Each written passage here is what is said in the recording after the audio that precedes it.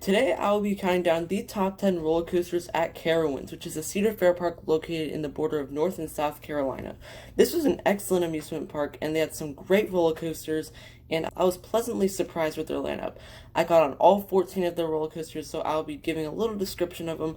And before we get started, just to let you know, at the end of this video, I'll list 4 coasters that did not make the list, and they will be in order from 11 to 14, so just keep that in mind. So let's get started. Coming at the number 10 spot is Ricochet, which this is yet another Wild Mouse coaster I've ridden, and this one is okay. I prefer the King's Dominion one just because the one at King's Dominion has the drop, and this one just has the typical switchbacks, nothing really special, and to be honest, I really didn't come in with much hope for this ride. That's why it's coming at the number 10 spot. It's just a Wild Mouse. And coming in at number 9 is actually right next to Ricochet. It's the Carolina Cyclone, an aerodynamics custom looper. And I gotta be honest, this was not the greatest ride ever. It has a pretty boring layout in my opinion, just a double loop and a double corkscrew and a helix.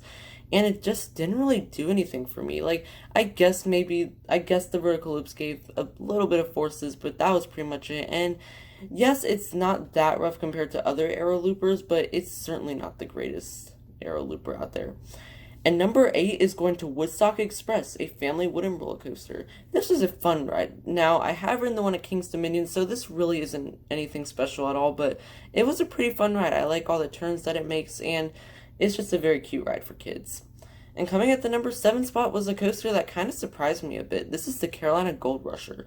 And this was a pretty fun mine train. Not as good as, say, Big Thunder Mountain Railroad, but it was definitely a fun ride. I like when it goes into the tunnel, and some of those turns are very nice. And considering it's the oldest coaster in the park, it's still running fairly well for its age. The only bad part about this ride really is the restraints. It's very restrictive on you, so that's why it's coming at the number 7. And number 6 is going to the Hurler, which is actually right next to Fury 325. And honestly, let's be honest, Fury 325 really puts Hurler to shame, but that's not saying Hurler is a bad ride, because it's actually a pretty fun ride.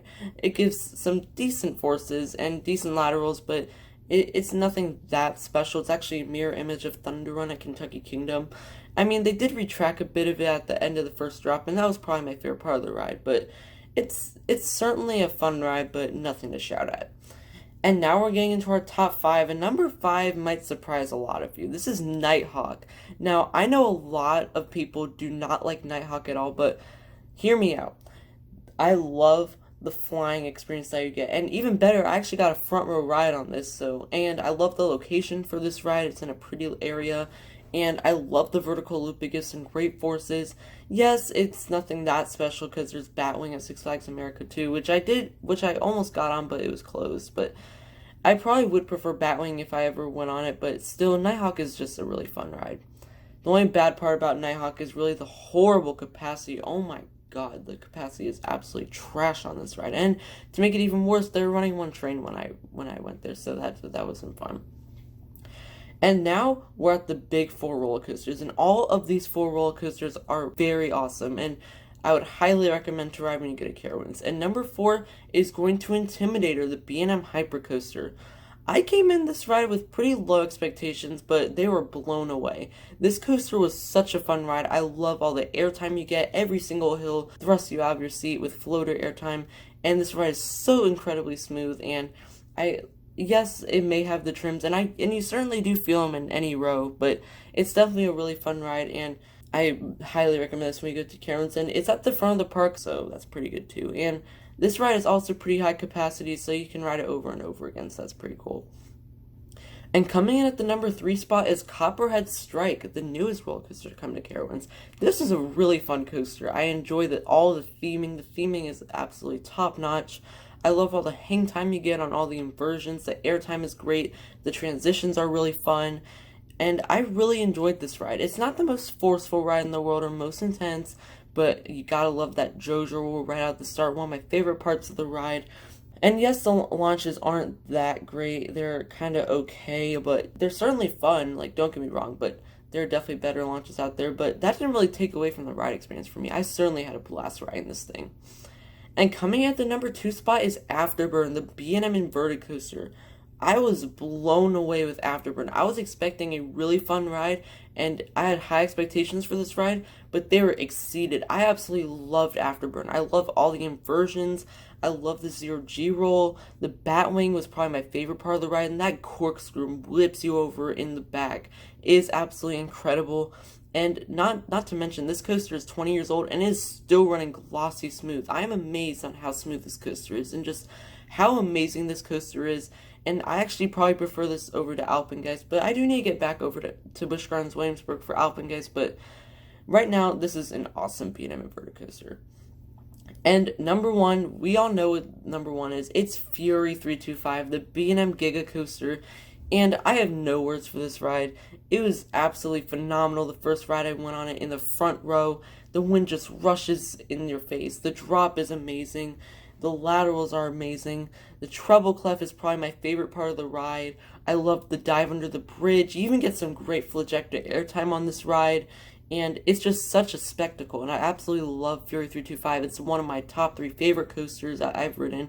And it's such a phenomenal ride. So that's why it's coming at the number 1 spot. And now, here are the 4 coasters that didn't make the cut, and I would not really recommend riding when you go to Carowinds at all. Number 11 is the Flying Cobras, and this ride is just, I expect it to be a pretty solid Boomerang, be pretty smooth actually, but I gotta be honest, this ride is shaky as heck. That Cobra roll is absolutely nasty. It was really bad, and even the vertical loop was pretty shaky. The only good part of the ride was the first drop, and then you go back into the station. That part was pretty cool. And don't get me wrong, going backwards on the vertical loop's really intense, but it's just not fun at all. And number 12 is going to their kiddie coaster, Wilderness Run. And I gotta be honest, this coaster is really fun. I actually didn't think I was gonna get on it because you have to have a kid to ride it, but the staff didn't care. And it's actually a pretty fun kiddie coaster because it has those little aggressive hills at the end. They don't really give airtime, but it kind of thrusts you forward a bit, and it's a cute little kiddie ride. And number 13 is Kitty Hawk. Oh my god, this ride is absolutely garbage. It's such a rough ride, and I don't even know how it got so. It's such a headbanger. They need to take away the over-the-shoulder restraints and replace them with lap bars. It would make the ride so much better. Like, you have Dragonfly a couple hours away, and that ride is super smooth, and that has lap bars. And this ride, just don't do it when you go to Carowinds. I don't recommend it. And finally, at number 14, it's Vortex, and I have nothing but bad things to say about this coaster. First of all, it's a stand-up coaster, so you can't really like it all that much. Second, they assigned me in the back for this ride, which is awful, and the inversions give headbanging, any of the transitions give headbanging, and it's just absolutely horrible. It's one of the worst coasters I've ever ridden, and it's by far the worst B&M coaster I've ever ridden. And I actually preferred Apocalypse to that, and I've heard, and people say Apocalypse is worse than this, but heck no, Vortex is by far worse than Apocalypse, and by far the worst coaster at Carowinds. So, what is your ranking of the coasters at Carowinds? Let me know in the comment section below, and please be sure to subscribe. It would really mean a lot to me, and smash the like button. And hopefully I can see you guys soon. See you guys. Bye.